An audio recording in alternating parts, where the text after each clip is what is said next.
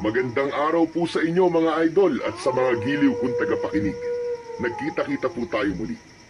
Ako po ang inyong Tito Blair. Sa araw po na ito, pakinggan po natin ang kwento ni Kobe, ang apo ng magtatawak na nag-iingat sa mutya ng ginintuang ahas. Ngunit ang mutya ay nais ding makuha ng mga masasamang aswang, kaya maging ang buhay nila ng kanyang lolo Goryo ay malalagay sa panganib. Ano nga ba ang bisa at taglay na kapangyarihan ng mutya na magpapabago sa pagkatao ng batang si Kobe? At ano ang mga pakikipagsapalaran na haharapin niya upang hindi makuha ng mga aswang ang mutya? At anong paraan ang gagawin niya maligtas lang ang buhay nila ng kanyang lolo? Magtatagumpay kaya sila at makakamit kaya nila ang kapayapaan na pilit hahadlangan ng mga kampon ng kadiliman? Ngunit bago ang lahat mga idol, huwag naman po nating kalimutan mag-subscribe at i-hit ang notification bell sa aking YouTube channel na The Voice Addict para sa mas marami pang makapigil hiningang kwentong aswang at katatakutan mula sa mundo ng kababalaghan. Umpisahan na po natin ang kwento. Puerto Princesa, Palawan. Lugar na totoong mapanghalina ang kalikasan. Ang bawat lugar ay may kanya-kanyang kwento ng inspirasyon, pag-asa at mga alamat ng kababalaghan. Kaya ating sisilipin ang isang kasaysayan na halaw mula sa kwentong nagpasalin-salin at sinasabing may katotohanan ba o likha ng mayamang imahinasyon ng dito'y naninirahan. Taong 1980, para sa mga taga-baryo ay matatawag na taon ng katahimikan ang taong yun, sapagkat dumaan sa mabigat at matinding pagsubok na umabot sa trahedya ang nakalipas na mga taon. Pinamugaran ng aswang ang baryo at marami ang napahamak. Salamat na lang sa isang antingero na nagligtas sa kanila. Kaya umasa ang mga taga rito na hindi na sila guguluhin pa ng kampon ng kadiliman. Ang maglolong Goryo at Kobe ay matagal nang naninirahan sa lugar na ito na kung tawagin ay Baryo Bakawan. Silang maglolo na lang ang magkasama dahil patay na ang iba nilang kapamilya. Kobe apo! Gising! Gumising ka na! Asa na sila, Lolo? Asa na? Asa na mga malignong umaatake? Lagot talaga sila sa akin pag nahuli ko sila. Humanda sila sa aking espada. Kalma ka lang apo. Para ka namang may saltik niyan eh. Lolo talaga may saltik kagad. Di ba pwedeng nananaginip lang? Ayun, nananaginip ka naman pala eh. Opo, Lolo. Ang gara nga po ng panaginip ko eh. Kasama ko po sa panaginip ko ang best friend kong si Aris, saka si Matar. Matar? Opo, Lolo. Yung bida po sa radio drama na pinakikinggan ko, ang munting prinsipe na may kaibigang bruwan na si Eng-Eng. Ang gara po talaga ng panaginip ko, Lo. Tapos alam niyo po, isinakay pa kami ni Matar doon sa dahon ng dapad na lumalaki. Ikaw talagang bata ka, oo. Kung ano-ano na lang ang napapanaginipan mo. Ang gara po talaga kasi ng panaginip kong yun, Lo eh. Tapos ano pa po, nakita namin yung mga kapatid ni Matar, sina Akbar, Arias at Aran. Ang gara po talaga. Nakita namin sila nakikipag-espadahan. O siya, sige na. Bumangon ka na riyan para makakain ka na dahil mamaya tayo naman na makikipag-espadahan. Hala, talaga po? Saan po tayo makikipag-espadahan? Abay saan pa? Eh di dun sa mga matataas na damo sa taniman ko ng gulay. Marami ng damon dapat nating tabasin doon. Suya talaga tong si Lolo Goryo oh. Bad trip. Anong bad trip ang pinagsasasabi mo? Sige na, bumangon ka na riyan. Iligpit mo na yung pinagtulugan mo. Bilis na! Opo. Tumalikod na si Lolo Goryo upang ihanda ang kanilang almusal.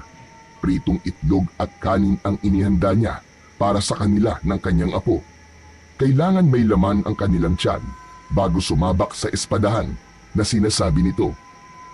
Yun nga ang pakikipagpambuno nila sa matataas na damo na kailangan ng putulin sa taniman ng gulay. Pagkatapos kumain ay inihanda na nila ang kailangan dalin sa taniman. 2 matalas na panggapas na karit ang dala ni Kobe. Samantalang itak at basket naman ng pagkain ang kay Lolo Goryo. Hanggang hapon na kasi sila doon, kaya may dala na ring pagkain. Aabutin din kasi ng 10 minuto na paglalakad bago nila marating ang taniman ni Lolo Goryo.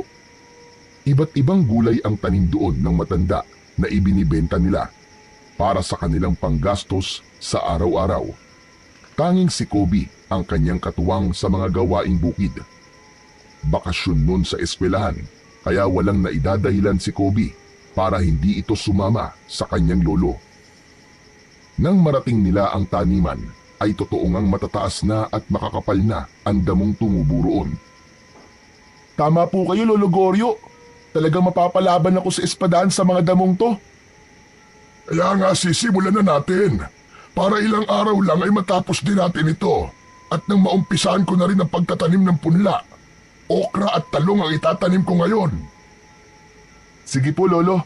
Ngayon din po ay makikipag-espadahan na po ako sa mga damo. Ala sige, mag-iingat ka, Apo. Sinimulan na ng bata na putulin ang mga nagtataasang mga damo. Matalas ang karit na dala nila, kaya madali lang yung gamiting pantabas. Ilang minuto pa lamang sa kanilang ginagawa sina Lolo Goryo at Kobe nang makarinig sila ng sigaw sa hindi kalayuan. Lolo Goryo, may bata po sumisigaw. Narinig ko nga. Mukhang may masamang nangyari sa kanya. Teka po, parang dun po yata sa paanan ng bundok. Dun po galing ang sigaw. Oo, Apo. Dun nga. Puntaan ko po kaya, Lolo, para kasing pamilyar sa akin ang boses niya eh. Bakit? Sino ba yun sa palagay mo? Parang ano po, parang yung kaibigan ko po si Aris. Ganun ba? Sige nga, puntahan mo na at baka kung napaano na yon. Sige po, Lolo, babalik din po ako agad. Nagmamadaling tinungo ni Kobe ang lugar na pinagmulan ng sigaw na ayon sa kanya ay boses ng kanyang kaibigan. Hawak niya ang karit na ginagamit niya sa pantabas ng damo. Yun din ang ipinanghihiwa niya sa mga nakaharang na halaman sa kanyang dinaraanan. Dahil hindi tiyak ni Kobe kung saan ang saktong lugar na kinaroroonan ng sinasabi niyang kaibigan, kaya tinawag niya ang pangalan nito habang papalapit siya at naghahanap sa kinaroroonan nito. Aris! Aris! Chong! Ikaw ba yan? Aris! Nasaan ka ba? Sumagot ka! Wala pa ring sumagot, kaya ipinagpatuloy niya ang paglalakad papalapit sa may paanan ng bundok. Inulit niya ang kanyang pagtawag. Chong! Aris! Ako to! Si Kobe! Sumagot ka! Nasaan ka ba? Bago pa tumawag uli si Kobe, ay natanaw na niya ang kaibigan. Nakaupo ito sa damuhan at hawak ang kanang binti. Nagmamadali namang lumapit si Kobe sa kaibigan. Chong! Chong! Bakit? Ano nangyari sa'yo? Kobe, tulungan mo naman ako. Nakagat ako ng kobra. Ano? Nasaan ang kobrang sinasabi mo? Wala na eh. Tumakas pagkatapos akong tuklawin. Anong ginagawa mo sa sugat mo? Bakit mo pinipisil? Pinadudugo ko para hindi ka agad makapasok ang kamandag. Paano kaya to, Chong? Baka mamamatay na ako. Makamandag pa naman ang kobra. Ano ka ba? Patay ka agad? Hindi no. Huwag ka mag-alala. Tutulungan kita. Anong gagawin natin? Halika. Tutulungan na kitang tumayo. Teka lang. Kumapit ka sa akin.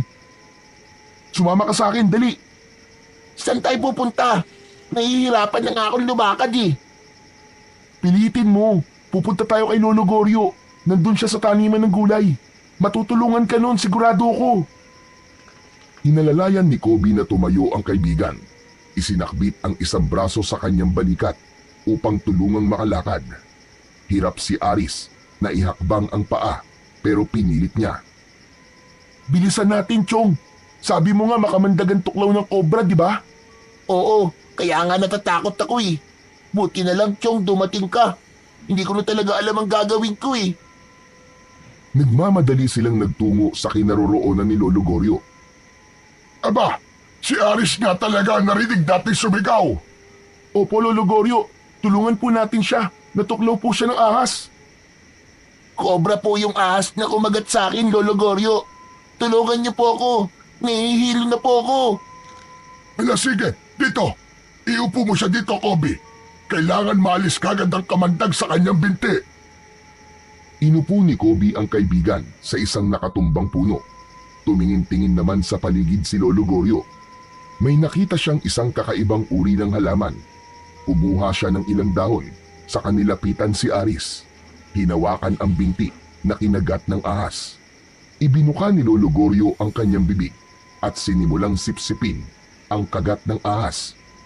Pagkadakay, idinura ang dugo na nasipsip mula sa kagat ng kobra.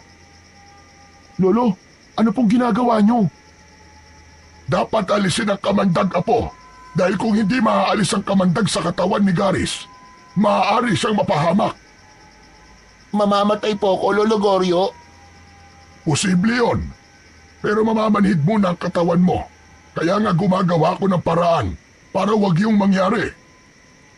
Inulit ni Lolo Goryo ang pagsipsip sa sugat ni Aris.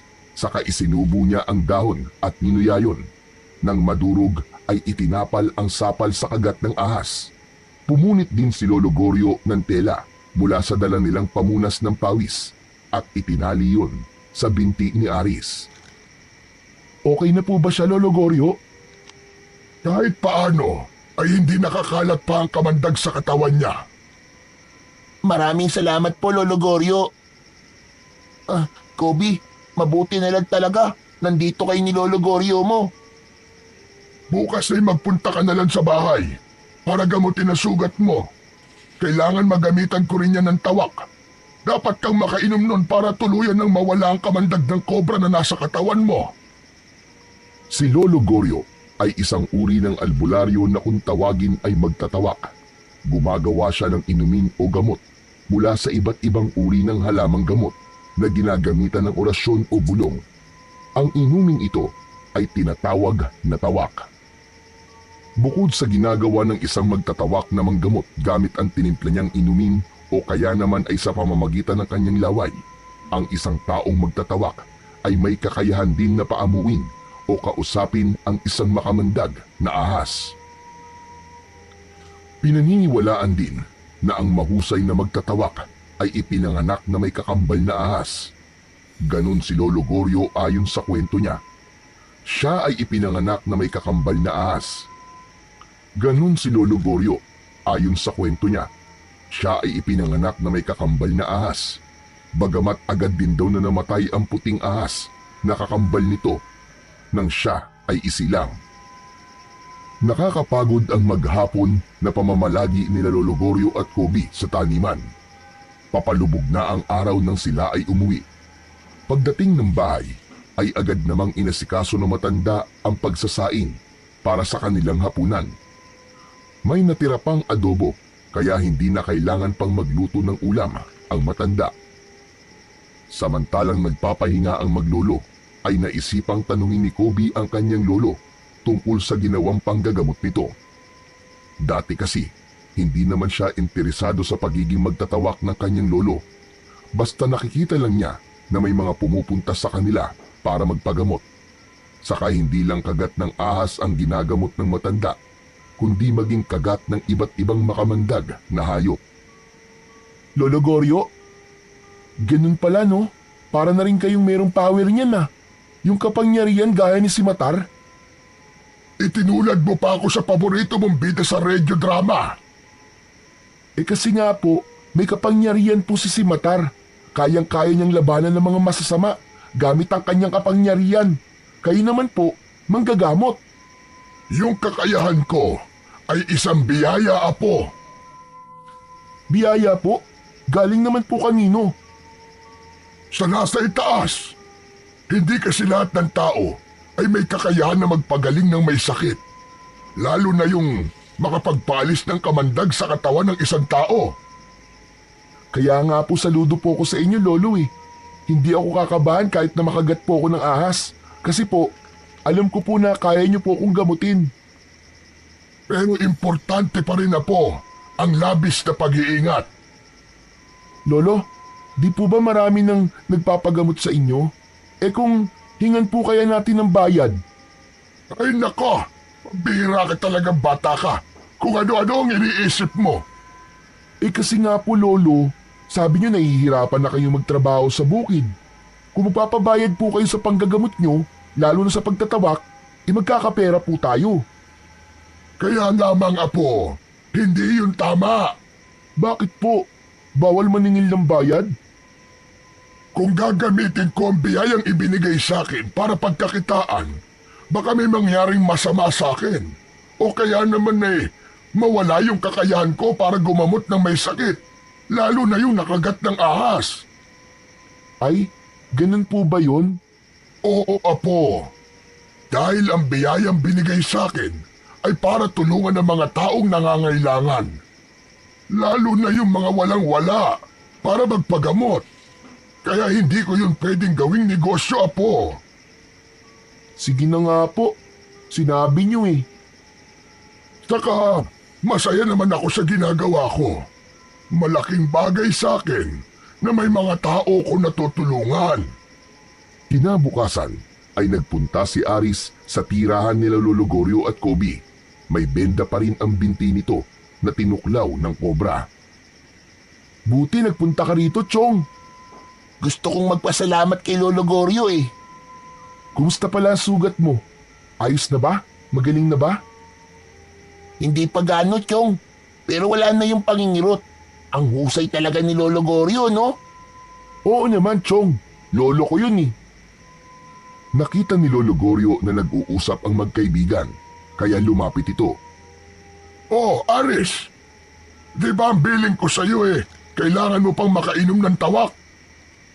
Hindi na po siguro, Lolo Goryo. Kasi wala na pong kirot at natutuyo na po yung lugar na nakagat ng kobra. Kahit na, importante pa rin makainom ka ng tawak. Tumayo si Lolo Goryo at nagpunta sa kusina. Nang magbalik ang matanda, ay meron ng hawak na maliit na baso na may lamang likido na nagkukulay abo. Inabot yun kay Aris. Inumin mo ito. Ito ang sinasabi kong tawak. Makabubuti ito sa'yo. Pero Lolo Goryo, Mas mabuti na yung sigurado tayo, Aris. Kahit nasipsip ko na ang kamandag, walang nakakatiyak kung wala na nga bang natira. Sige na, Chong, gawin mo na lang. Inumin mo na. Ikaw rin. Baka mamaya niyan, bigla ka na lamang mangisay dahil may kamandag pa palang naiwan sa katawan mo. Patay ka talaga. Magiging kwento ka na lang. Gusto mo ba nun? Natakot si Aris sa sinabi ng kanyang kaibigan. Nakaramdam siya ng pagkabahala, kaya kinuha niya ang tawak na nasa baso. Inamoy-amoy niya muna ito. Subalit tila hindi ka nais-nais ang amoy nito. Napapikit na lang siya at napakunot ng ulo. Sige na! Inumin mo na yan! Wala nang nagawa ang bata kundi ang sumunod. Saglit lang at ininom na rin yun ni Aris. Napangiwi pa siya dahil sa kakaibang lasa. Subalit kung yun naman ang magliligtas sa kanya, mas mabuti nang tiisin ang pait at masamang lasa kesa mapahamak siya. Kaya nang sumunod na araw ay maayos na kagad ang kalagayan ni Aris. Nakakapaglaro na sila ni Kobe. Puti na lang talaga, Chong. Andyan ang lolo mo. Mahusay siyang magtatawak. Kung wala kaya ang lolo ko, ano na kayang nangyari sa'yo, Chong? Eh di malamang, kwento na lang ako ngayon. Wala ka ng kaibigang gwapo at mabait. Yan. Yan tayo eh. Hindi ka ba kinikilabutan dyan sa sinasabi mo, Chong? Hindi. Bakit naman ako kikilabutan? Eh gwapo naman ako tsaka mabait ah. Kaya nga naging kaibigan mo ko eh. Kung sa bagay, may punto ka. Kasi nga, mas gwapo at mas mabait ang gusto mong kaibigan, di ba? At ako naman yun. Yan tayo eh. Tama ka, Chong. Yan tayo eh. Makakapal ang muka at mahilig magbulahan. Puro talaga tayo kalokohan, Chong. Tara na nga. Saan ba tayo pupunta? Sa kakahuyan, hahanap tayo ng gagamba. Ilalaban natin sa wrestling ng gagamba. Sige, sige. Hahanap tayo ng malalakas na gagamba, yung kalahi ni Spider-Man. Oo nga, oo nga. Tara, Chong. Ay, teka. Teka sandali. O bakit? Nakita mo ba yun? Yun o, yung dalawang tao na yun. Isang babae at isang lalaki. O bakit? Anong meron sa kanila? Mukhang bago lang sila dito sa Baryo Bakawan. Ngayon ko lang sila nakita eh. Oo nga no. Teka, parang may hinahanap sila. O ayan, papalapit sila sa atin. Magandang araw sa inyo. Kumusta kayo mga bata? Pwede ba magtanong? Oo naman po. Basta wag lang pong mat. Kung naghahanap naman po kayo ng mauutangan, nako, pasensya na po. Walang-wala rin po kami, tsaka wala po kaming kilala na pwede niyong utangan. Mga batang hindi kalbo, pero gusto magpatawa. Dali na naman. Nagbibiro lang sila. Mapagpatul ka naman talaga sa bata, oo. May regla po ba yung kasama nyo, Manong? Mainit po ang ulo eh. Excuse me, menopause na ako. Inurungan na ako ng regla. Ay, kaya pala magagalitin. Ganyan daw kapag tumatandang dalaga eh. Nangiinis pa kayong dalawa, ha? Ay, hindi po, hindi po. Nakakapikon na kayo, ha? Ang init naman po talaga ng ulo nyo, Manang. Sige po, sa iba na lang po kayo magtanong. Ayaw namin makipag-usap sa babaeng masungit na inurungan ng regla. Tara na nga, Aris. Baka mahawa pa tayo ng kasungitan dito. Oo nga, tara na. Hanap na tayo ng mga gagambang hindi masungit. Tuluyan nang umalis ang dalawang bata. Iniwan na ang dalawang dayo. O ano, nakita mo na dali na ang ginawa mo? Nainis tuloy yung dalawang bata. Masyadong epal eh. Camilo, ayokong kausap ang mga taong pilosopo. Mga bata yun, dali na. Mapagpatul ka masyado. Marami pang tao rito na pwede natin mapagtanungan. Tuloy-tuloy na nagpunta sa kakahuyan ang dalawang bata. Kailangan nilang makakita ng mga matatapang na gagamba para sa kanilang paglalaro. Grabe, no? Ang sungit-sungit ng babae kanina. Hindi naman maganda. Alam mo, Chong, may nararamdaman akong kakaiba dun sa babae na yun. Chong, aba teka lang. In love ka ba sa kanya? Langya. Ang tindi ng taste mo, Chong. Chong, ano bang in love ang sinasabi mo? Hindi ko magugustuhan ng ganun, no? Mapakla na yun. Saka amoy lupa na. Teka, ano ba yung sinasabi mong nararamdaman mong kakaiba? Magsyota naman yata yun eh. Hindi eh. Pakiramdam ko kasi may masama silang binabalak. Ano? Ganun ang nararamdaman mo, Chong? Oo, Chong. Kasi mukha silang hindi mapagkakatiwalaan. Huwag na nga natin silang isipin. Tsaka kung may binabalak silang masama dito sa Baryo Bakawan, may paglalagyan talaga sila. Dahil nga halos magkakilala ang mga naninirahan sa Baryo Bakawan, kaya alam na alam ng mga taga rito kapag may taga-ibang lugar na nagagawi sa baryo. Minsan, maagang gumising si Lolo Goryo dahil plano niyang pumunta ng maaga sa kanyang gulayan para simulan ang pagtatanim ng punla. Tapos na kasi nilang linisin at tabasin ang mga damo. Magpapakulo ng tubig si Lolo Goryo nang marinig niyang may tumatawag sa kanya na tila natatakot. Agad yung nilabas ng matandang lalaki. Garya! Garya, tulungan mo ako! Tulungan mo ako, Garya. Maawa ka sa akin! Abay bakit, Andrea? Ano ba problema mo? Eh, kumagat sa akin! Tulungan mo ako! Saan ka ba kinagat? Ito, tingnan mo! Dito sa may leeg ko! Abay teka, si Kinini lang yan na ginawa ng boyfriend mo. Hoy, Garya!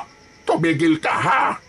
Virgin pa ito at wala akong boyfriend.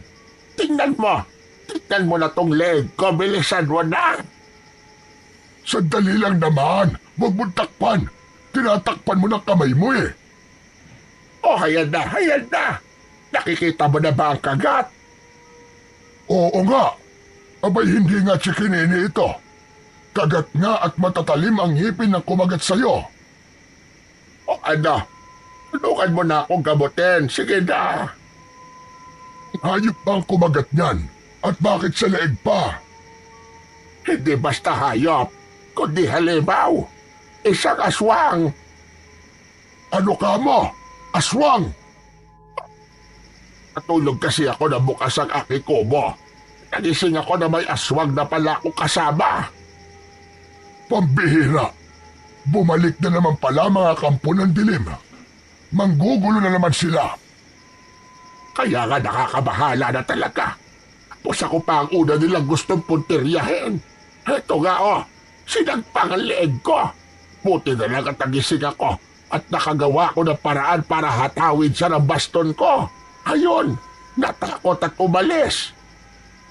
Pero nag-iwan naman ng kagat. Yun na nga dahil sa kagat niya ay maging aswang din ako.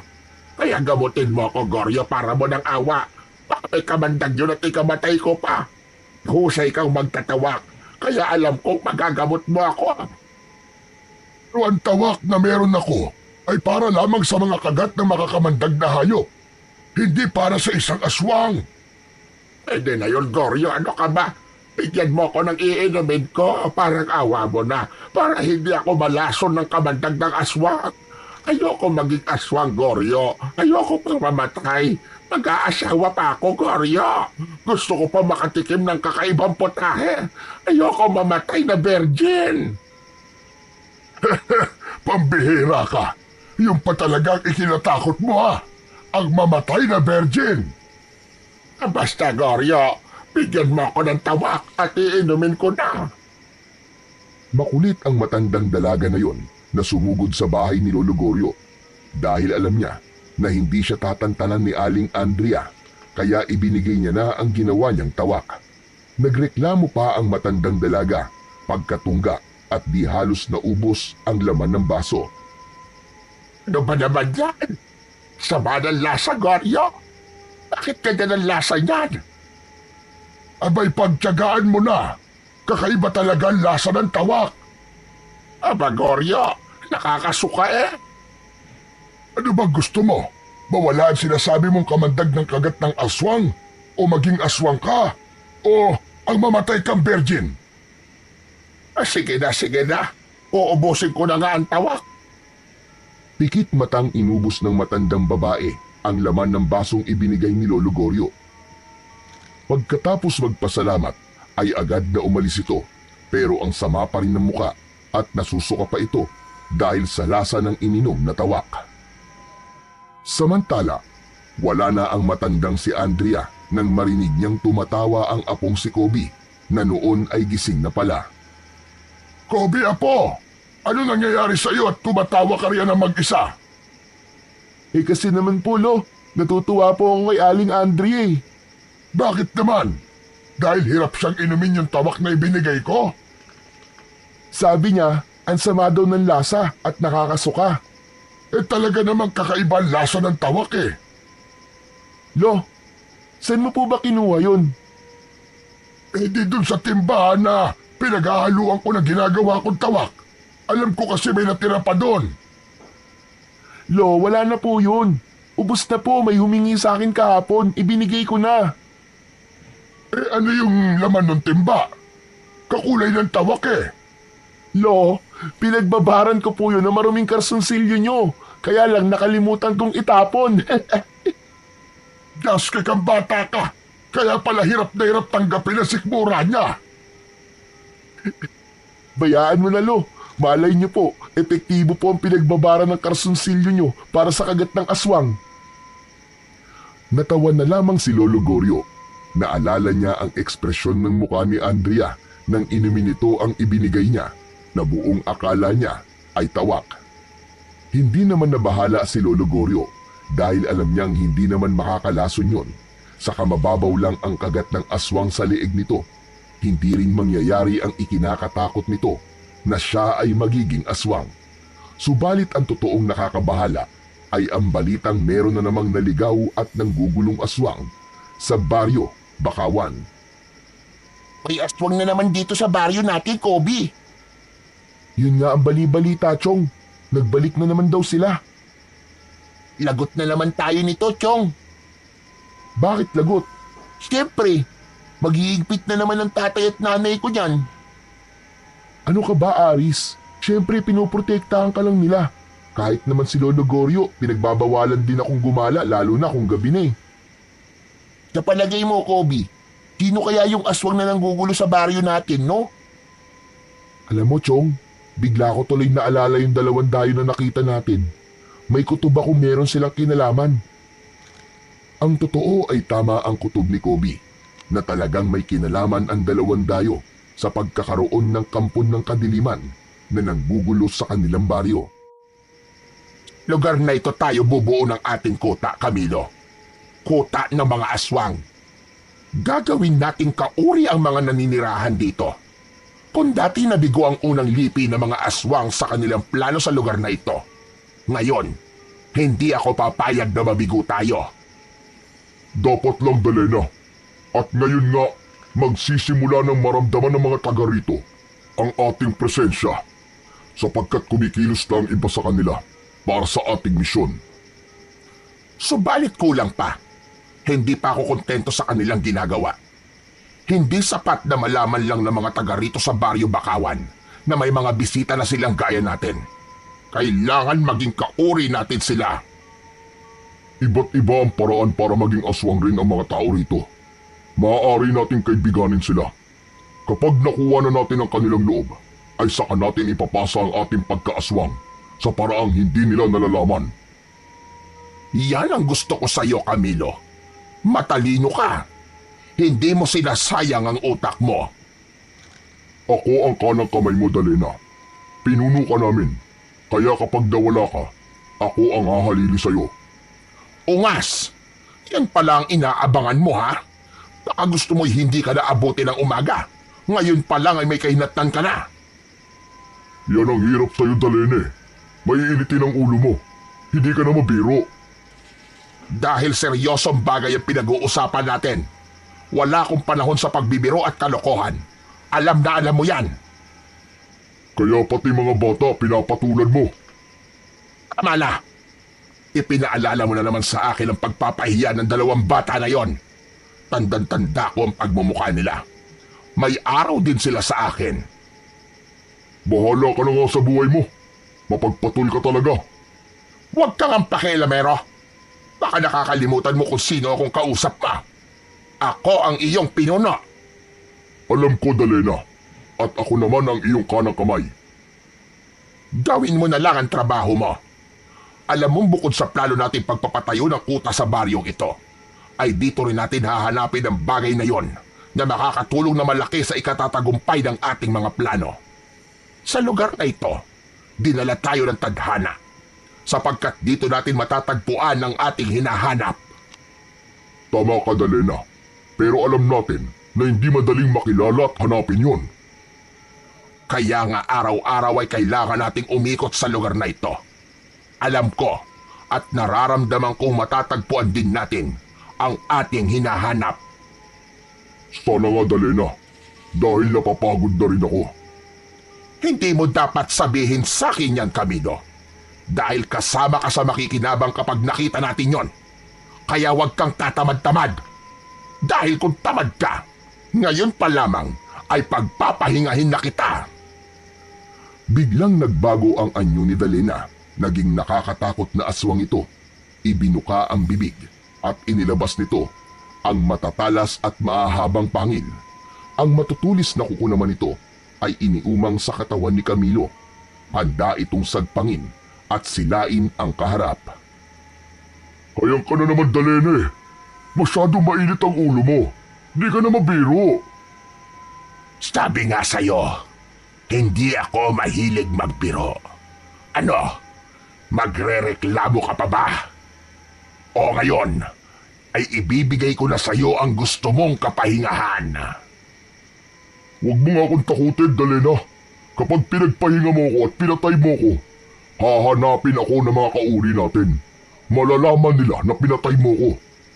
Baka gusto mo maghimagsik sila laban sa'yo at magsagawa sila ng aswang power. Pabababain ka nila sa pwesto. Aalisin ka nila bilang pinuno. Gusto mo bang mangyari yon? Ang mapatalsik sa pwesto? O kaya naman ay mapa-impeach? Masyado ka maraming sinasabi. Magtigil ka. Ikaw rin dapat ang magtigil dyan. Huwag mo akong tinatakot. Basta, gawin mo na lang ang trabaho mo para wala maging problema. Bukas itutuloy natin ang paghahanap sa taong sinasabi ko. Sige, sige. Oo na. Kumalma ka na. Huwag mo nang ipakita sa akin ang mga pangil mo at matutulis na kuko. Baka mapikon ako sa'yo. Bunutin ko mga yan. Kumalma si Dalena. Bumalik na ito sa dating itsura. Alam niyang hindi niya matatakot si Camilo. Isa pa, hindi rin niya kakayanin kapag nawala ito. Tinatakot niya lang talaga ang kanyang kanang kamay para manahimik ito. Samantala, sa bahay naman ni na Lolo Goryo at Kobe ay nagulat si Kobe nang marinig nitong nagsipag-ingay ang mga alagang manok. Maging ang ilang baboy na nasa kulungan malapit sa kanilang kubo. Lolo! Lolo Goryo, gising! Gumising kayo! Ano ka ba naman, Kobe? Natutulog ang tao eh. Huwag ka nang istorbo. Lolo, gumising ka muna! Kung merong magpapagamot o hihingi ng tawak, pabalikin mo na lamang mamaya. Gusto ko magpahinga muna. Pagod ako, apo. Lolo, basta gumising po kayo! Inaantok na ako. Pagod ako, apo. Tamad na bumangon si Lolo Goryo. Mabigat ang katawan. Ito talagang si Lolo. Ang hirap kausap. Teka nga, paano ko ba ito magigising? Alam ko na. Sa naisip ko, tsak, gigising siya. May naisip na kalokohan si Kobe upang mapabangon ang kanyang Lolo Goryo. Tumalikod ito sa kanyang Lolo Goryo at inilapit ang kanyang puwetan sa mukha ng matanda. Sa kabuong lakas na pinakawalan na tila pagsabog ng bulkan ang mabawong hangin mula sa kanyang tiyan. Nayanig ang tenga ni Lolo Goryo sa lakas ng pasabog ni Kobe. Sapul ang mukha ng matanda sa mabahong amoy na agad na nanuot sa ilong nito. Napatayo at napilitang bumangon ng matanda na galit na galit. Walang hiya ka talagang, Kobe ka! Ano bang kalokohan niyang ginagawa mo? Gusto mo ba akong patayin? Ang OA mo naman, Lolo. Patay kagad. Di ba pwedeng malason muna kayo sa pasabog ko? Ano ba yung ginawa mo? At talagang itinipat mo pa sa mukha ko. Nalanghap ko yatang lahat ng masamang hangin na ibinuga mo. Napakabaho! Kasi naman, Lolo, kanina pa kita ginigising, ayaw mong bumangon. Inaantok na ako eh. O ngayon, Lo, tsak, wala na po ang antok nyo. Matinding panggising po ang pasabog ko kanina, no? Matindi talaga. At sama ng amoy. Amoy bulok na imbornal. Ilabas mo na nga yan. Pumunta ka na doon sa kubeta dahil isang buwan na yatang nakaimbak yan sa tiyan mo. Lolo naman, 1 linggo pa lang. Sandali nga. Bakit mo ba iniistorbo ang pagtulog ko, ha? Muli ay nagkandaingay ang mga alaga nila. Umigik ang baboy at pumutak na tila na bulabog ang mga manok. Narinig niyo po ba yun, Lo? May nangyayari po sa mga alaga natin. Tumayo na ang matanda upang alamin kung anong dahilan ng pagkakaingay ng mga alaga nila. Unang naisip ni Lolo Goryo ay ang aswang ang dahilan. Kaya dumaan ito ng kusina at kinuha ang kanyang matalas na itak. May paglalagyan talaga kayong mga aswang kayo. Ano, Lo? Aswang ka mo? Oo, apo. May mga aswang na umaatake kahit araw. Lalo na yung kumakain ng mga hayop. Tuloy-tuloy na lumabas ang maglolo. Ganun na lang ang kanilang gulat nang makita ang dahilan ng pagkakagulo ng kanilang mga alaga. Isang malaking ahas ang nanggugulo sa mga alagang hayop at kasalukuyang nililingkis nito ang isang baboy na alaga nila. Habang nagkakaingay naman ang mga manok na nabulabog. Ala lolo, ang laki at ang haba ng ahas. Siya pala ang dahilan ng pagkakagulo ng mga alaga natin. Ako ang bahala riyan, Apo. Lo, mag-iingat ka po. Sa ulo mo atawid ang ahas para maputol ang ulo. Hindi, Apo. Hindi ko sasaktan ng ahas. Lalong hindi ko siya papatayin. May buhay din siya. At ang ahas ay nakakatulong sa kalikasan. Kaya hindi dapat basta-basta pinapatay. Pero lo, paano po natin nililigtas ang alaga nating hayop na nililingkis niya? Manood ka lang, Apo. Watch and learn. Lumapit si Lolo Goryo sa ahas na nakalingkis sa kanilang alagang baboy. Hawak ang isang mahabang sanga ng kahoy ay pilit na kinuha ni Lolo Goryo ang atensyon ng ahas. Pigil ang hininga ni Kobe na nag-aabang sa mga mangyayari. Bingin ka sa akin! Tumitig ka sa akin, ahas! Tumingin ka rito! Mag-ingat po kayo, Lolo. Huwag ka nga maingay riyan, Apo. Nabubulabog siya. Nang magtama ang paningin ni Lolo Goryo at ng sawa, ay may ibinulong ang matanda. Matamang nakatitig naman sa kanya ang malaki at mahabang ahas. Pagkatapos ng ginawang pagbulong sa hangin ni Lolo Goryo, ay unti-unting lumuwag ang pagkakalingkis ng sawa sa katawan ng baboy. Gumapang ito papalayo na tila natatakot kay Lolo Goryo hanggang sa tuluyan na itong nawala sa damuhan. Hanip! Ang astig naman nun, Lolo! O paano? Wala na siya, Apo. Umalis na ang ahas at hindi na yun babalik pa. Lo, paano niyo po nagawa yun? Ang angas! Nautusan niyo po ang sawa na alisin ang pagkakalingkis niya doon sa baboy. Tapos, umalis pa siya. Isa yun sa katangian at kakayahan ko bilang magtatawak. Nagagawa ko rin kausapin at paamuin ng isang makamandag na hayop gaya ng ahas at kahit kobra pa. Hindi pa rin po ako makapaniwala, Lo. Ibig sabihin, totoo pala yung narinig ko na may kakaiba kayong kapangyarihan dahil daw ipinanganak kayong may kakambal na ahas. Totoo ang lahat ng yun, Apo. Katunayan nga, may isang bagay ka pang dapat malaman at kailangan mapunta yun sa'yo. Dahil ikaw ay nabibilang sa huling dugo ng ating angkan. Ano pong ibig niyong sabihin, Lolo? Hindi pa ito ang tamang panahon na po. Sa ibang pagkakataon ay sasabihin ko yun sa iyo. Hindi na ipinaliwanag pa ni Lolo Goryo dahil hindi niya pwedeng sabihin yun sa ganoong pagkakataon. Posibleng may ibang makarinig at maging dahilan para malagay sa panganib ang kanilang buhay. Kaya lamang, lingid sa kaalaman ng maglolo ay may mga taong nakakita sa ginawa ni Lolo Goryo. Ang ginawa niyang pakikipag-usap at pag-utos sa ahas. Maging ang bulong na sinabi niya sa hangin ay narinig yun ng mga aninong nakakubli sa di kalayuan. Ang mga nilalang na nakakubli sa lugar na malapit lang kina Lolo Goryo ay ang dalawang dayo na sina Dalena at Camilo. Ganun na lang ang pagkagulat ng mga ito na may halong kasiyahan dahil sa kanilang natuklasan. Sinasabi ko na nga ba, andito lang siya. Nakita mo siguro yon, Camilo. Oo, Dalena. Kitang-kita ko. Malusog na malusog. Anong malusog na malusog ang sinasabi mo? Yung magandang babaeng dumaan. Malusog na malusog ang dibdib at pumuputok sa laki. At nagliliwanag din ang legs na puting-puti at makinis. Ugok! Kung saan-saan ka nakatingin buwisit ka. Nagalit si Dalena at binatukan ang kasamang si Camilo. Aray ko naman. Ang sakit naman nun. Kung saan-saan ka kasi nakatingin, pinapairal mo na naman ang kamanyakan mo. Ano ba yung sinasabi mo, Dalena? Yung nangyari kanina. Kung paano napaamo ng matandang lalaking yon ang ahas na lumingkis sa baboy. Kung paanong nagawa niyang kausapin at utusan yon. Maging ang bulong na sinabi niya sa hangin. Siguro naman, narinig mo din yon. Oo naman, Dalena. Nawala lang ako sa focus na makita ko yung magandang babae. Asa na ba yun? Nawala na. Tumigil ka na nga sa kalokohan mo. Andito tayo para sa mahalagang misyon. hindi para sa makamundong pagnanasa mo. Hayang ka na naman eh.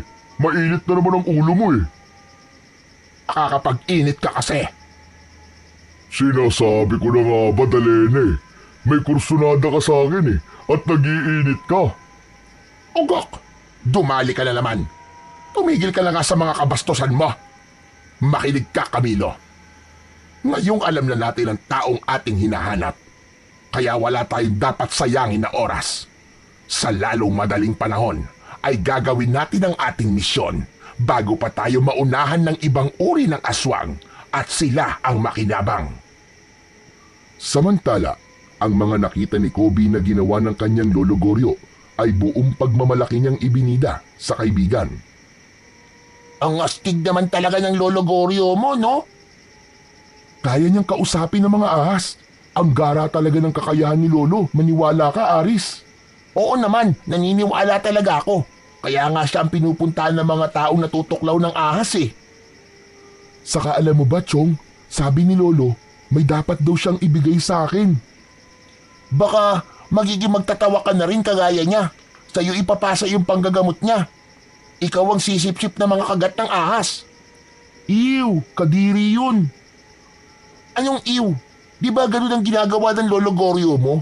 Kapag may natutuklaw ng ahas, sinisip-sip niya muna bago tapalan ng halamang gamot at painumin ng tawa. Oo, ganun nga. Kaya lang iniisip ko, Chong. Paano kung yung magpapagamot sa akin ay dun pala tinuklaw ng ahas sa kanilang puwitan? Yaks, kadiri ang baho nun. Yun lang, tiis-tiis ka talaga kasi kailangan mo siyang gamutin. Yaks, parang hindi ko kaya yun, Chong. Paano kung may pigsa o kaya buni yung sisipsipin ko yung puwit? Kadiri talaga. Biglang natawa si Aris, tawang-tawang parang kinikiliti. Napikon naman si Kobe. Tinanong niya ang kanyang kaibigan. Teka, bakit ka ba tawa ng tawa riyan? Pinagtatawanan mo ba ako, Chong?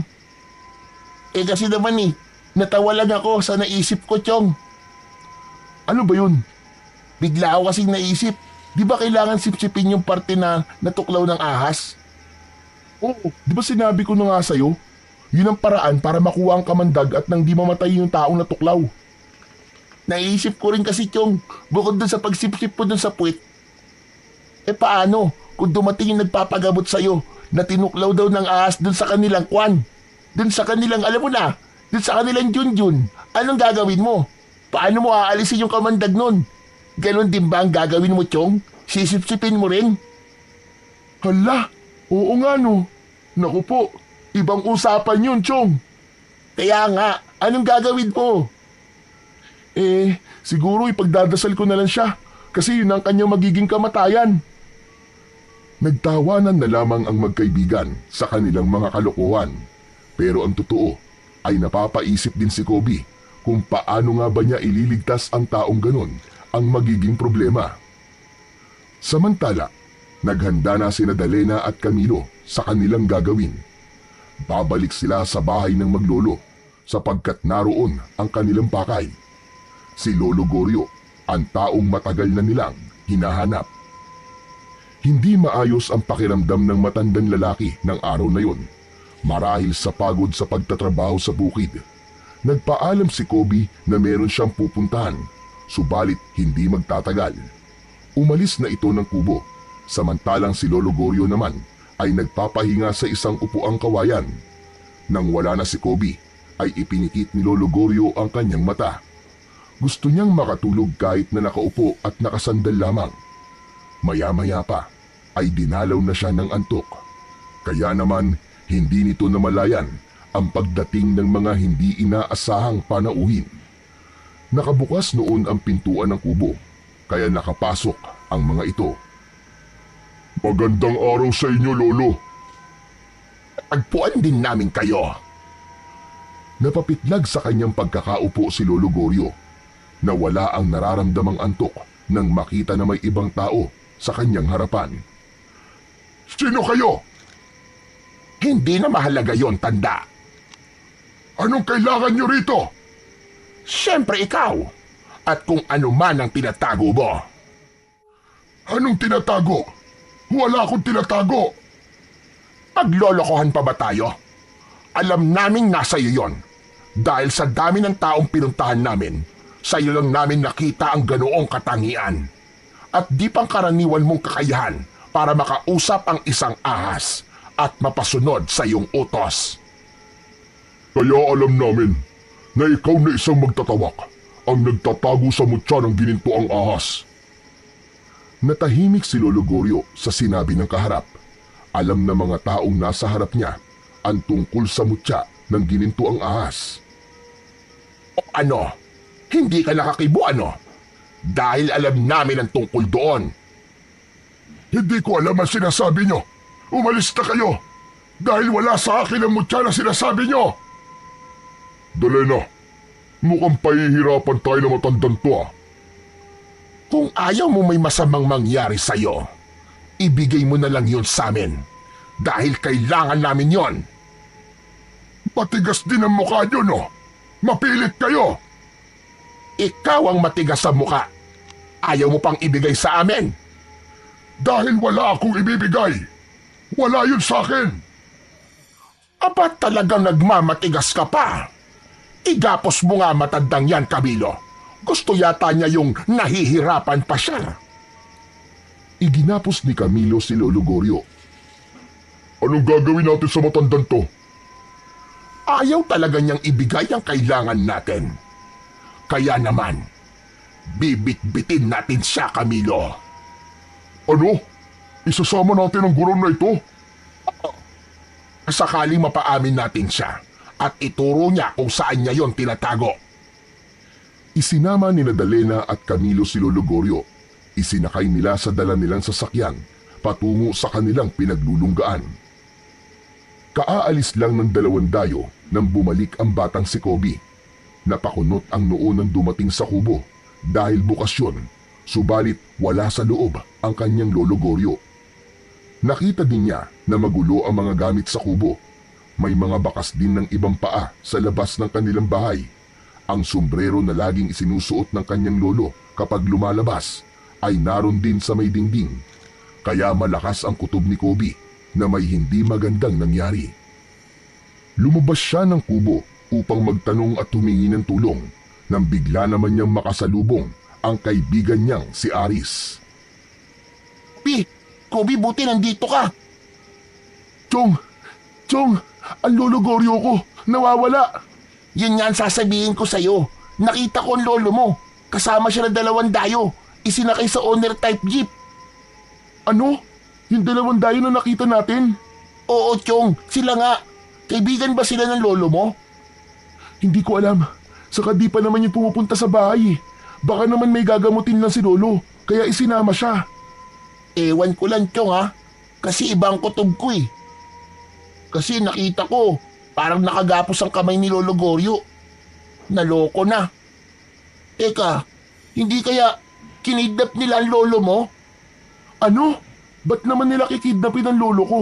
Hindi naman kami mayaman ah. Yun din nga ang iniisip ko eh. Di ba mayayaman lang ang kinikidnap? Aris, kung talagang kinidnap ang lolo ko, saan nila yung dadalin? Saka anong gagawin nila? Ano bang gagawin natin? Paano natin matutulungan si Lolo Goryo? Ano kaya kung ipaalam natin kina Kapitan? Wag muna. Bakit naman? Baka mamaya hindi magustuhan ng mga kumidnap kay Lolo yung gagawin natin. Baka patayin nila si Lolo eh. Oo nga no. Pero nung gagawin natin, paano natin siya matutulungan? Samantala, sa lugar na pinagdalhan nina Danela at Camilo kay Lolo Goryo, ay pilit pa rin nilang pinipiga ang matandang lalaki tungkol sa kanilang hinahanap na mutya ng ginintuang ahas. Di na dapat aabot sa ganito kung ibinigay mo sana kagad, Mang Goryo. Gusto mo yata yung pinahihirapan ka pa namin eh. Wala nga sa akin yon. Sinabi ko na sa inyo. Wala akong ginintuang ahas. Walang maniniwala sa iyo, tanda. Dahil ikaw ang itinuturo ng lahat ng palatandaan. Ikaw lang ang nag-iisang magtatawak sa lugar na ito. Ang may kakayahang magpaamo ng mga makakamandag na ahas. Kaya walang pagdududa na ikaw ang nagtatago noon. Ano bang kailangan niyo sa mutya ng gininto ang ahas? Talagang tinatanong mo pa kami? Alam mo yon, tanda. Hindi namin yung pag-iinteresang kunin sa'yo kung wala kaming mapapala. Sa ganong sitwasyon, napilit pinapaamin at hinahanap ng dalawang dayo ang mutya ng gininto ang ahas, ay dumaloy sa alaala ni Lolo Gorio kung paanong napunta sa kanya ang bagay na yon. Nangunguha siya noon ng mga halamang gamot sa gitna ng gubat para kunin ang mga ugat nito na gagamitin niya sa paggawa ng tawak na kailangan niya sa panggagamot. Para yun sa mga taong natuklaw ng makamandag na ahas o kaya ay ng iba pang hayop. Subalit inabutan siya ng malakas na ulan na tila nagkaroon ng bagyo, kaya humanap siya ng lugar na mapagkukublian hanggang sa makita niya ang isang yungib na maaari niyang pagpalipasan hanggang sa tumigil ang bagyo. Subalit ganun na lamang ang gulat at kilabot niya nang malaman na ang pinasukang kuweba ay pinamumugaran pala ng iba't ibang uri ng ahas. Ganun na lang ang pagkatakot niya. Gusto niyang lumabas ng kuweba, subalit malakas ang bagyo at walang patid ang ulan. Ngunit ganun na lang ang kanyang pagtataka. Sa kabila ng napakaraming ahas ang naroon sa loob ng kuweba, ay hindi siya sinaktan ng kahit isa rito. Iniiwasan pa siya ng mga ito. Hindi niya maipaliwanag ang kanyang nararamdaman, pero tila maamo sa kanya ang mga hayop na yon. Bigla niyang naisip ang pagiging tawak niya o pagkakaroon ng kambal na ahas nang siya'y ipanganak. Marahil tama nga ang sabi-sabi na kapag ang isang bata ay may kakambal na ahas ng isilang, ay ligtas ito sa naturang hayop at maaari pa niyang maging kaibigan. Sa pananatili ni Lolo Gorio sa loob ng kuwebang kuta ng mga ahas, ay napapasunod niya ang mga ito sa pamamagitan ng pagtitig sa mga mata. Doon nalaman ni Lolo Gorio na sadyang may kakaiba sa pagkatao niya, hanggang isang kakaibang ahas na tila lider ng mga ito ang gumapang papalapit sa kanya. Isang ahas yun na ginintuan ng kulay. Natakot siya nang bumukas ang bibig nito sa harap niya. Napaurong siya. Inakala niya na baka tutuklawin siya. Subalit gano'n na lang ang kanyang pagtataka nang mula sa bibig ng ahas ay iniluwa ang isang batong kulay ginto. Isang mutya galing sa katawan ng ahas. Hindi niya alam ang kanyang gagawin. Ngunit sa pagkakatitig ni Lolo Gorio sa mga mata ng ahas, ay tila humihistro sa isipan niya ang ibig nitong ipahiwatig. Ipinakuha sa kanya ang batong kulay ginto na siyang mutya ng gininto ang ahas. Itinago niya yun at iningatan, hanggang nalaman niya na ang mutya na yun ay magbibigay ng pambihirang kakayahan sa panggagamot.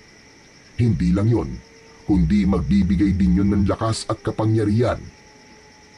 Tataglayin ng taong magmamayari nito ang abilidad o kakaibang katangian ng isang ahas. Subalit hindi alam ni Lolo Gorio kung ano ang dapat niyang gawin sa mutya, kaya itinago na muna lamang niya sa isang lugar na walang makakaalam at makakakuha. Kaya lamang, hindi niya akalain na darating pala ang pagkakataon na merong makakaalam na nasa kanya yun at may magkakainteres na ito'y makuha. Doon natapos ang pagbabalik gunita ni Lolo Gorio tungkol sa mutya ng gininto ang ahas na hinahanap sa kanya ng dalawang dayong kaharap niya. O ano, Tandang Gorio? Sasabihin mo na ba sa amin kung nasaan ang mutya ng gininto ang ahas? Hindi! At kahit anong gawin nyo, hindi yun mapapasa inyo dahil gagamitin nyo lamang yun sa kasamaan. Abat talagang ginagalit tayo ng gurang na ito ah. Kung hindi mo sasabihin kung nasaan ang mutya, mananatili kang bihag namin. Dali na, ano kaya kung tudasin na lang natin to? Gonggong, hindi ka ba nag-iisip? Pag tinodas natin yung matandang yan, paano pa natin malalaman kung nasaan ang mutya? Kailangan pa natin siya hanggat wala pa sa atin ang mutya. Nawala ang pangamba ni Lolo Gorio. Hindi pa pala siya papatayin ng mga ito hanggat wala sa kanila ang mutya ng gininto ang ahas. Kaya lang, paano siya makakatakas sa dalawang yon? Naisip niya ang kanyang apong si Kobe. Ito na lamang ang maaaring maaasahan niya para magligtas sa kanya. Maaari itong gamitin ang mutya, kaya lamang hindi alam ni Kobe kung nasaan yun at paano ito gagamitin. Dali na, babalik tayo sa bahay na matandang to. Oo, kung wala sa katawan niya ang mutya, maaaring naroon yon sa kanyang bahay.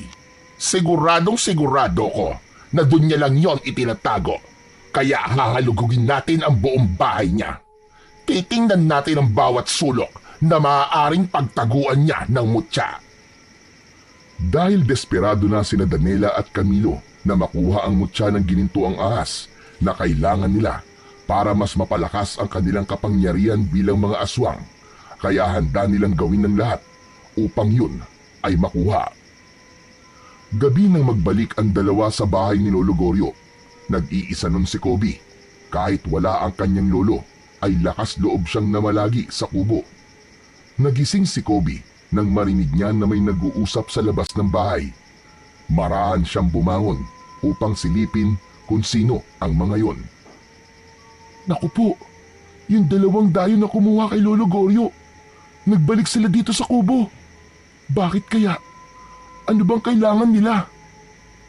Naramdaman ni Kobe na sapilitang binuksan ang pinto ng kubo.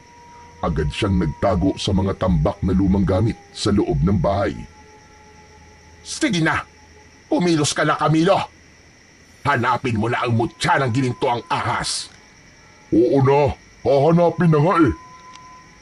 Kailangan nating makita yon. Hindi tayo aalis dito hanggat hindi natin yon nakikita. Saan kaya itinago na matandang yun ang mutya? Pinahihirapan talaga tayo. Mula sa pinagtataguan ni Kobe, ay dinig na dinig niya kung ano nga ba ang hinahanap ng mga ito na siyang dahilan kung bakit kinidnap ang kanyang lolo. Sapagkat alam ni Kobe na delikado siya kung mananatili sa loob ng bahay, kaya kumuha siya ng tiyempo upang makalabas.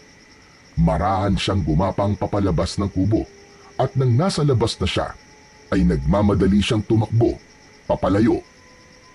Sa taniman ng kanyang lolo Goryo, doon tumuloy si Kobe. May dampang ginawa roon ang kanyang lolo na kanilang pahingahan, kaya doon muna siya mananatili. Biglang naalala ni Kobe ang mutya na pinag-uusapan ng mga dayong naghahalughog sa kanilang bahay. Saka bigla niyang naalala ang isang maliit na kahon na yari sa tabla at nakabalot pa sa plastik.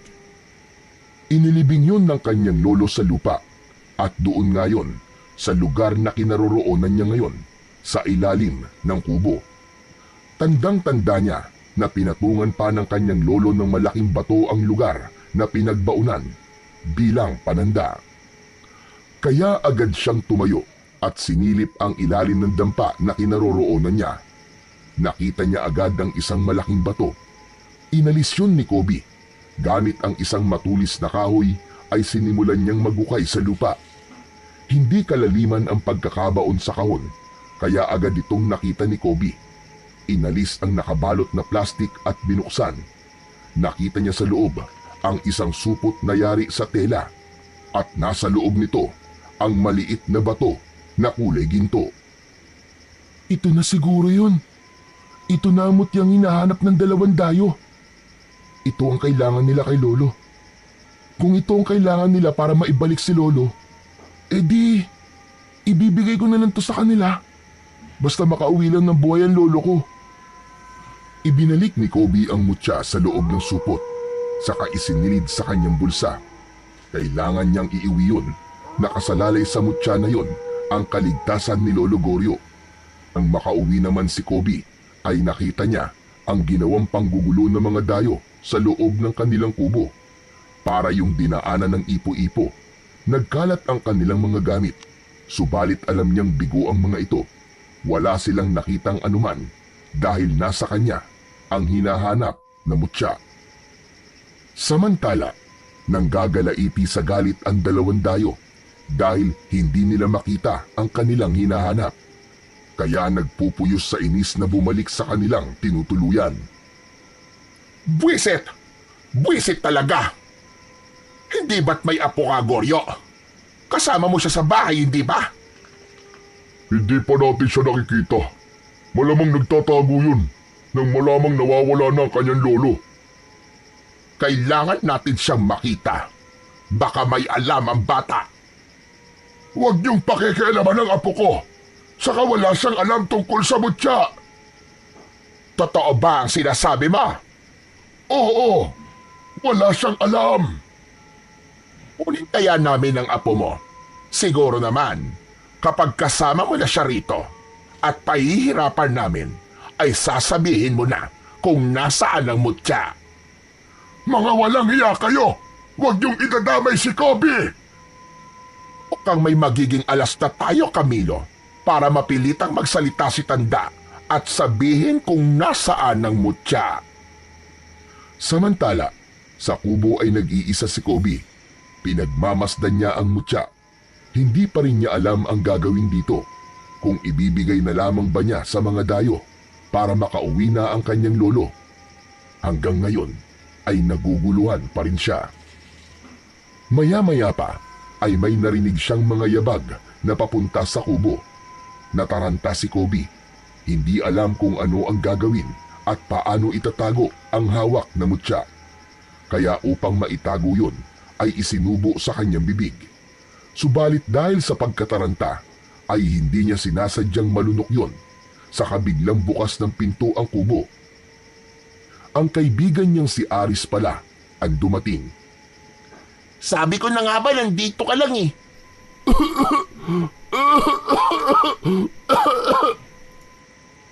Oh, ano nangyari sa Chong? Bakit ka nauubo? May nalunok ka ba? Pambihira ka. Kasalanan mo to eh. Nanggugulat ka kasi. Oh, kasalanan ko pa talaga. Eh, ano ba kinakain mo, ha? Wala. Pahamak ka, Chong. Ano bang kailangan mo? Bakit nandito ka? Kasi nga, may dapat kang malaman. Dahil may humahanap sa'yo. Sino? Yung dalawang dayo, Chong. Nakita ko sila. Hinahanap ka nila. Ipinagtatanong-tanong ka pa. Bakit daw nila ako hinahanap? Hindi ko nga alam eh. Baka may kailangan sa'yo. Naku po, malamang hahanapin nila sa akin. Ang alin? Basta, Chong. Basta, hindi nila ako dapat makita, ha? Delikado. Kaya nga pinuntahan kita kagad dito para sabihan ka eh.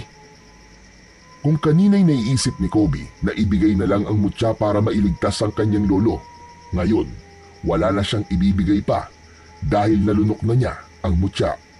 Kapag sinabi naman niyang nalunok niya yon, baka kung ano pang gawin sa kanya, baka hiwain ang kanyang tiyan para kunin lamang ang mutya. Kaya lalo lamang natakot ang bata. Dapat siyang magtago sa dalawang dayo. Kaya niyaya agad niya ang kaibigan para umalis ng bahay. Bumalik na lang siya sa dampa sa may taniman upang dun na mamalagi. Sigurado ka, Chong? Okay lang na dito ka sa dampa? Oo, Chong. Ayos lang ako dito. Hayaan mo. Dadala na lang kita ng pagkain dito para hindi ka magutom. Salamat, Chong, ha. Saka, may mga prutas naman dito eh. May saging, saka bayabas. Pwede rin ako mag-ihaw ng kamote at balingoy. Kaya hindi ako magugutom dito, Chong. Sa kabilang banda naman, lalo lamang nanggagalaiti sa pagkainis sina Dalena at Camilo dahil hindi na rin nila makita si Kobe. Naisip nilang nakatunog ang bata kaya hirap silang makita ito. Labis namang ipinagpasalamat yun ni Lolo Goryo dahil alam niyang ligtas sa kamay ng dalawang dayo ang kanyang apo. Naiisip ni Lolo Goryo na sana nga lang maaari niyang makausap ang apo para sabihin ang tungkol sa mutya. Subalit ang hindi alam ng matanda ay nakita na yun ni Kobe. Katunayan nga ay nasa loob na ito ng katawan ng kanyang apo. Mula nang lunukin ni Kobe ang mutya ay may naramdaman siyang kakaiba sa kanyang sarili. Napansin din yun ni Aris nang minsang dalhan siya ng pagkain. O ano, Chong? Okay ka lang ba? Kanina ka pa hindi mapakali ah. Ewan ko ba, Aris? Bakit ganito yung nangyayari sa akin? Grabe, ang kati-kati talaga ng katawan ko. Baka may kurikong ka na. Pambihira, kuri kong kagad, di ba pwedeng na-allergy lang ako sa mga damo dito sa taniman ni Lolo Goryo? Ala, Chong! Tignan mo yung balat mo. Bakit ganyan? Parang ang gaspang. Saka nagkakaroon ka ng kaliskis. Ayun sa braso tsaka sa binti mo. Oo nga, Chong eh. Hindi ko alam kung bakit nagkakaganito ako eh. Hala, Chong, baka magiging isda ka na. Nagkakaroon ka ng kaliskis eh. O kaya naman, baka magiging shokoy ka na. Magiging kalahi mo na si Jezebel. Uy, huwag kang ganyan ha. Nananakot ka pa eh. Kinakabahan na nga ako dito eh. Chong, kapag naging shokoy ka, dadali na lang kita sa dagat. Yun ang tanging nasabi ni Aris na may halong pagbibiro at sinabayan pa ng pagtawa. Kasabay ng mga pagbabagong nararamdaman ni Kobe ay ang kanyang nais na makita ang kanyang lolo. Hindi rin niya maipaliwanag ang kakaibang tapang na ngayon ay kanyang nararamdaman. Kung dati umiiwas siyang makita ang dalawang dayo, ngayon ay nais niya nang makita at makaharap ang mga ito. Dito ako tatambay sa kalye. Sabi ni Aris, dito niya nakita ang mga taong kumuha kay Lolo Goryo. Kailangan kong malaman kung saan sila nakatira. Tsak, naroon din ang lolo ko. Hanggang sa isang sasakyan ang nakita ni Kobe na huminto sa hindi kalayuan mula sa kinaroroonan niya. Ang dalawang dayo ang sakay nun. May binili lang sa tindahan ang matandang babaeng bumaba. Lumapit dun si Kobe na patago-tago para hindi siya makita hanggang sa makalapit siya sa sasakyan ng mga ito. Nang sumakay na ng sasakyan ang babaeng may binili sa tindahan ay pinaandar na yon. Kailangan sumama ni Kobe kaya humawak siya sa likurang bahagi ng sasakyan. Hindi niya maipaliwanag pero iba ang lakas ng kanyang loob. Mahigpit ang pagkakahawak niya sa likod ng owner-type jeep na sasakyan habang umaandar ito. Ilang minuto lang ay pumasok sa isang lumang compound ang sasakyan at nang huminto yun ay nauna na siyang bumaba at nagtago. Agad niyang natiyak na nasa lugar na yun ang kanyang lolo Goryo. Dahil naaamoy niya ito gamit ang kanyang ilong at dila. Nanunuot sa kanyang ilong ang amoy ng kanyang lolo. Bagay na hindi pa rin maunawaan ni Kobe dahil sa mga nangyayaring kakaiba sa kanyang pagkatao. Naisip niya, marahil ay dahil yun sa mutya ng gininto ang ahas na ngayon ay nasa loob na ng kanyang katawan. Hinanap ni Kobe ang kanyang lolo Goryo. Mas malakas ang kanyang pangamoy kapag inilalabas ang kanyang dila, katulad ng ginagawa ng mga ahas. Agad ay natagpuan ni Kobe ang kanyang lolo Goryo na nakagapos ang kamay at paa na nasa loob ng isang bakanting kwarto. Awang-awa na nilapitan ni Kobe ang kanyang lolo na makikita sa itsura ang pagod at panghihina. Lolo Goryo, salamat sa Diyos at nakita ko po kayo. Apo, paano mong nalaman na nandito ako? Basta naramdaman ko na lang po, Lo. Kaya lihim po kung sumabit po sa sasakyan ng mga taong kumuha sa inyo. Kaya nakarating po ako dito. Buti walang masamang nangyari sa iyo, Apo. Lo, itatakas ko po kayo. Aalis tayo rito.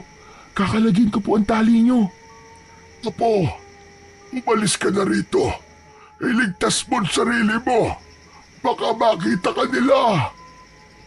Hindi po, Lo. Aalis po ko rito nang kasama kayo. Apo, huwag ka nang matigas ang ulo. Makinig ka sa akin. Umalis ka na at baka pumasok na sila rito. Ang kailangan mo'y umuwi. Pumunta ka sa taniman. Kunin mo ang mutya ng ginito ang ahas na ibinaon ko. Yun ang makakatulong sa atin. Lo, hindi na po kailangan. Nakuha ko na po yun. Ganap nang nakalag ni Kobe ang pagkakatali sa kamay ni Lolo Goryo. Anong ibig mo sabihin? Nasa ina mo, Tya? Nasaan? Ibigay mo sa akin, madali ka! Lo, wala na po eh. Akala ko ba'y nasa'yo? Kaya nga po, nasa akin nga. Pero nalunok ko po, Lo eh. Hindi ko po kasi alam kung paano po itatago eh. Akala ko bumalik sa bahay yung mga dayo. Kaya yun, sinubo ko muna para hindi nila makita sa akin. Kaya lang, aksidente pong nalunok ko eh. Paano kaya yan? Nasa loob pala ng katawan mo. Pero Lo, mula po nang malunok ko ang mutya, may kakaiba pong nangyari sa akin. Ipinakita ni Kobe sa kanyang lolo ang pagbabago ng kanyang balat sa braso at binti. Nagkaroon yun ng mga kaliskis. Maging ang pagkakaroon niya ng lakas ng loob. Kasama noroon ang liksi sa pagkilos at ang makaamoy ng mga bagay kahit malayo. Hindi ang ilong ang ginagamit, kundi sa pamamagitan ng paglabas ng dila. Lahat ng kakaibang nararamdaman ng bata ay sinabi nito sa kanyang lolo Goryo. Kung ang lahat ng yan ay nararamdaman mo, nagkaroon na ng bisa sa katauhan mo, ang mutya ng ahas. Lolo, hindi po ba delikado to? Hindi ko rin alam, Apo. Yang mga sinabi mo ay naramdaman ko na dati. Yun nga lang, natakot at nag-alala ko. Isa pa, baka kung anong mangyari sa akin kaya ibinaon ko na lamang sa lupa ang mutya. Dahil isang normal na buhay ang gusto ko at ayoko maging magulo dahil sa mutya ng gininto ang ahas. Pero ngayon, alam kong tanging yan ang makatutulong sa ating dalawa. Mula sa labas ay narinig ng maglolo ang pag-uusap nila Dalena at Camilo. Patungo sila sa kwarto na kinaroroonan ni Lolo Goryo. Apo, madali ka. Papunta sila rito. Umalis ka na o kaya magtago ka muna. Bilisan mo at baka makita ka nila. Subalit bago pa makapagtago ay nakita na si Kobe ng mga ito. Kaya ganun na lang ang pagkagulat. Aba! Paano ka napunta ritong bata ka? Huwag mo nang isipin yung Dalena. Ang mahalaga, hindi na natin siya hahanapin dahil siya na mismo nagpunta rito. Hehehe, kapag siniswerte ka nga naman. Itali mo na yan, Camilo. Oh, itong si Tanda. Kalagnan tali, oh. Tingnan mo. Gusto pa pala tayong isahan ng maglolo na ito? Igapos mo ang dalawang yan. Hindi sila dapat makatakas. Ngayon andito na rin ang apo ni Tanda. Malamang, mapagsasalita na natin siya. Maituturo niya na kung nasa ng mutya na hinahanap natin. Dahil kapag hindi pa siya nagsalita, may paglalagyan talaga ang apo niya sa atin. Gusto kong makipaglaro sa kanila, Dalena. Ikaw ang bahala sa kanila, Camilo. Biglang nagbago ang anyo ni Camilo. Nagkaroon ng mahaba at makapal na buhok, magaspang at kulubot na balat, malalaki at matulis na tenga. Nagkaroon ng pangil, mahahabang kuko at nag-aapoy na mga mata. Naging isang ganap na siyang aswang. Ha? Isa kang halimaw? Kayo pala ang aswang na nag-aasik ng lagim at nagbalik pa talaga kayo dito sa Baryo Bakawan. Wala kayong kadala-dala. Dahil hindi natapos ang misyon noon ng mga kauri namin. Kaya ngayon, Tanda, kapag hindi ka pa nagsalita at di mo sinabi kung nasaan ang mutya, magiging pagkain ko ang apo mong ito. Ayop ka! Lumayo ka sa akin! Pangit kang aswang ka! Huwag kang lumapit! Sariwang-sariwa ka, bata. Tiyak masarap at katakam-takam ang laman loob mo. Lalo na ang puso at tatay mo. Nasasabik na kung tikman yon. Huwag mong pakikialaman ang apo ko! Kung ganon, umpisahan mo ng kumanta, Tanda. Sabihin mo na kung nasan namin mahahanap ang mutya para hindi maging merienda ni Camilo ang iyong apo. Sinabi ko naman sa inyo, wala akong alam, kaya wala akong sasabihin. Ganon. Ayaw mo pa talagang magsalita. Ibinuka ng aswang na si Camilo ang kanyang malaking bibig. Inilabas ang mahabang dila at pinagapang yon sa mukha ni Kobe. Diring-diri ang bata habang pinapagapang ng aswang ang kanyang mahaba at matulis na dila sa mukha ng bata. Diring-diri na rin si Kobe dahil sa mabahong amoy ng laway na naiiwan sa mukha nito. Hindi ito nakontento sa pagdila sa mukha ng bata kaya pinagapang pa ang dila sa iba pang bahagi ng mukha. Isinuot yun sa ilong at tenga ni Kobe. Yak! Ano ba? Ang bastos mong aswang ka! Kadiri ka! Ano, tanda? Wala ka pa bang sasabihin? O gusto mong sa harap mo mismo ay sakmalin ko ang leeg ng apo mo? Samantala, ng mga pagkakataong yun ay galit na ang nararamdaman ni Kobe. Diring-diri siya sa ginagawa sa kanya ng aswang na si Camilo. Baka naman, ikaw ang may nalalaman, bata. Alam mo ba kung saan nakatago ang mutya? Kaya itong lolo mo naman ang uunahin kong sagpangin. Hinawakan ng aswang ang leeg ni Lolo Gorio at bahagyang ibinaon ang matutulis na kuko sa leeg nito. Aray ko! Walang iya ka talagang aswang ka! Kung hindi lang ako nakatali, makikita mo ang hinahanap mo!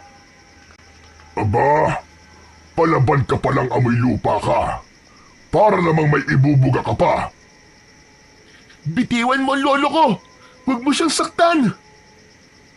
Bakit? May magagawa ka ba?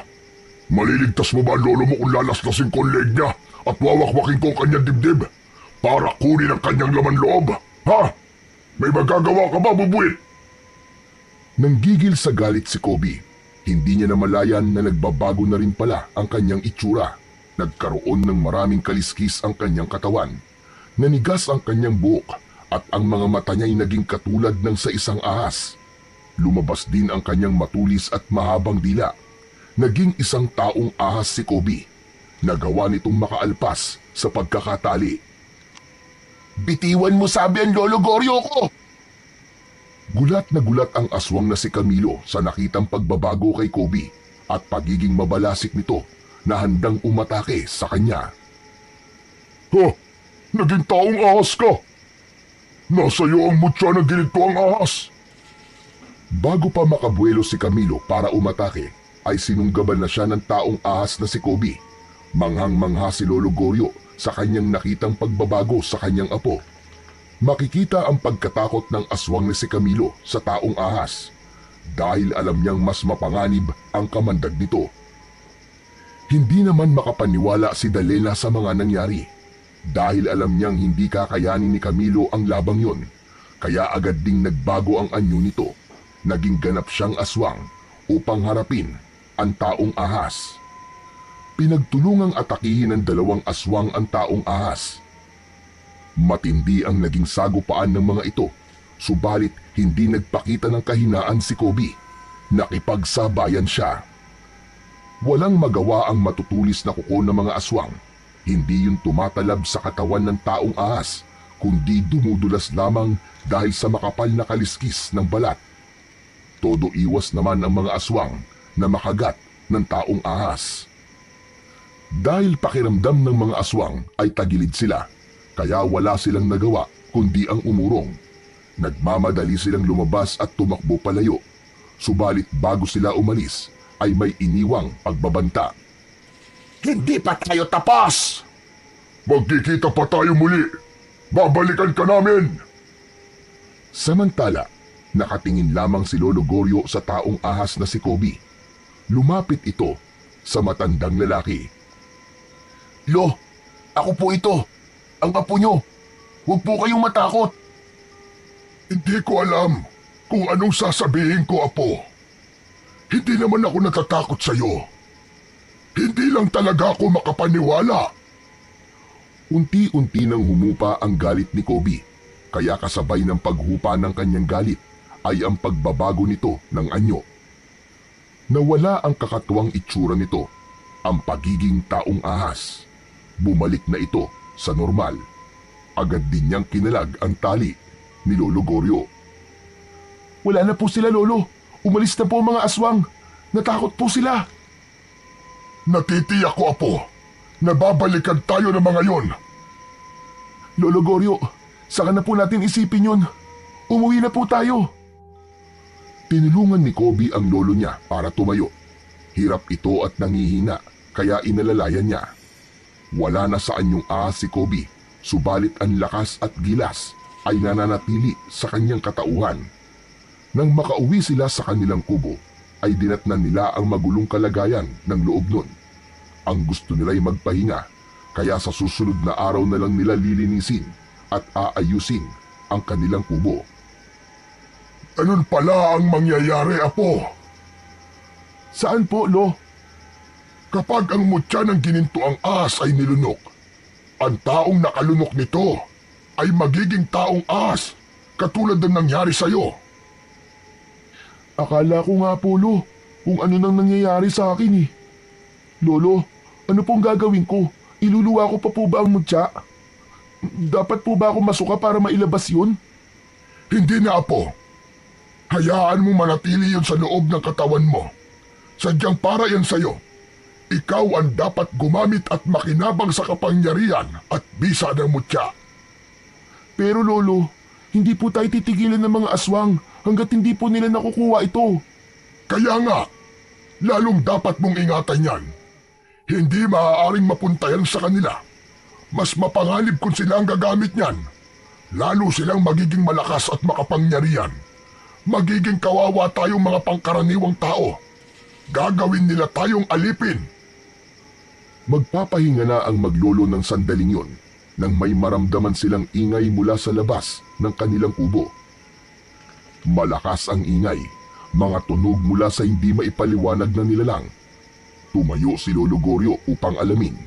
Ganun na lang ang gulat ng matanda. Sus Mariosep! Napakaraming aswang na nakapaligid sa ating kubo, Apo! Nagsama ng mga kalahi nila ang dalawang aswang. Ganun na nga, Apo. At napakarami talaga nila. Gaganti sila dahil sa ginawa mo sa kanilang kasamahan. At sigurado kung gagawin nila ang lahat upang kunin ang mutya sa'yo. Iyan ang kailangan nila. Hindi po pwede yun. Oo, Apo. Kahit na anong mangyari, huwag mong isusuko ang mutya sa kanila. Dahil yan ang tangi nating panlaban at magiging proteksyon laban sa mga masasamang elementong katulad nila. Halos mawasak ang kubo ni Lolo Goryo sa dami ng mga aswang na yumuyugyog at nagpipilit na pumasok sa loob ng kubo. Lolo, gusto nilang wasakin ang kubo natin. Pero ako pong bahala. Dito lang po kayo sa loob. Ako ang haharap sa kanila. Mag-iingat ka, Apo. Huwag na huwag mong isusuko ang mutya kahit na ano pang mangyari. Bago lumabas ng kubo si Kobe, ay nagbago ng anyo ito. Naging taong ahas ang bata. Yun ang tanging niyang magagawa upang labanan ang grupo ng mga kampon ng kadiliman na lumusob sa kanila. Tingnan natin ngayon kung may magagawa pa ang taong ahas na yan.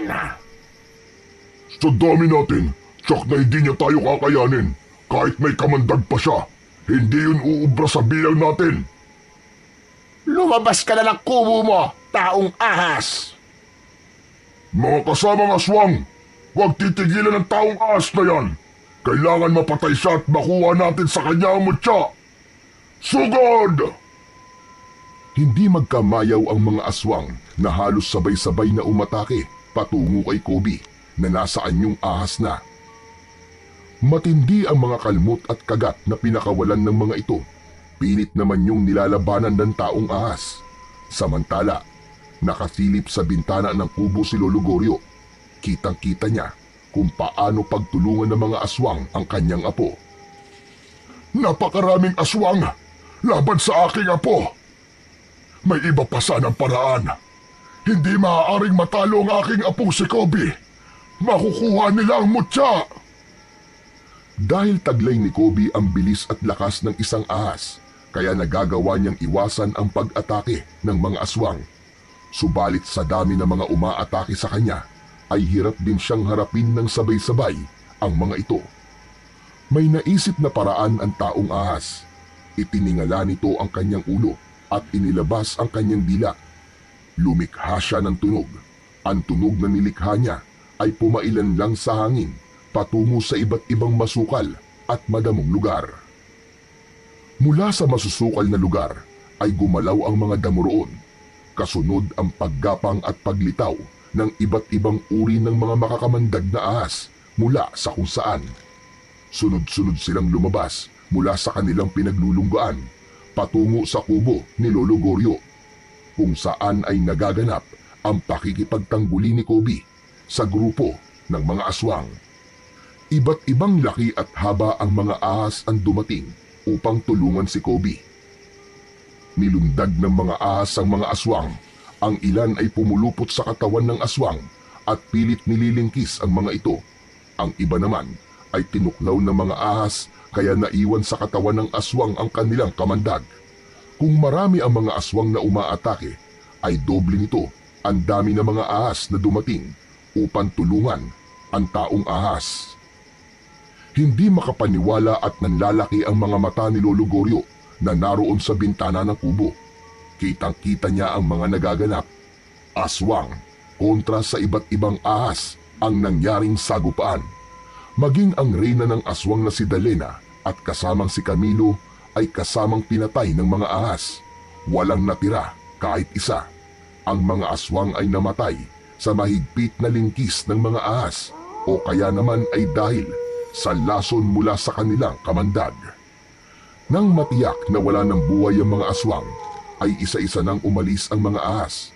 Gumapang sila patungo sa masusukal at madadamong lugar, pabalik sa kanilang mga lungga. Salamat! Maraming salamat mga kaibigan! Talagang maaasahan kayo! Hindi nyo kami pinabayaan ng lolo ko! Dahil payapa na ang lugar, lumabas na rin ng kubo si Lolo Goryo. Nilapitan nito ang kanyang apo. Nakakagulat ang mga nangyari, apo. Kaya nga Pulo, ang gara po na nangyari. Puno po ng kapangyarihan at kakaiba ang bisa ng mutya. Iniligtas niya po tayo. Ngayon ko lang nalaman ang tunay na kabuluhan ng mutya ng gininto ang ahas. Kaya hanggat may masasamang nilalang na manggugulo at may masamang plano, hinding-hindi sila magtatagumpay. Hahadlangan sila ng mutya at mapalad ka, apo. Dahil ikaw ang kasangkapan para sa mabuting layunin na yon. Hindi nagtagumpay ang mga kampon ng kadiliman sa kanilang kabuktutan. Napigilan ang kanilang pag-aasik ng lagim. Minsan pa ay makakamtan uli ng Baryo Bakawan ang katahimikan at kapayapaan. Dahil yun sa kabayanihan ng maglolo at sa mutya ng ginintuang ahas. Totoong ang kasamaan ay laganap na sa mundong ito. Hindi natin maiiwasang tayo man ay maapektuhan ito. Subalit lagi nating iisipin at tatandaan na palaging may itinadhana para tayo ay gabayan at iligtas. Dahil kailanman ang kasamaan ay hindi magtatagumpay laban sa kabutihan.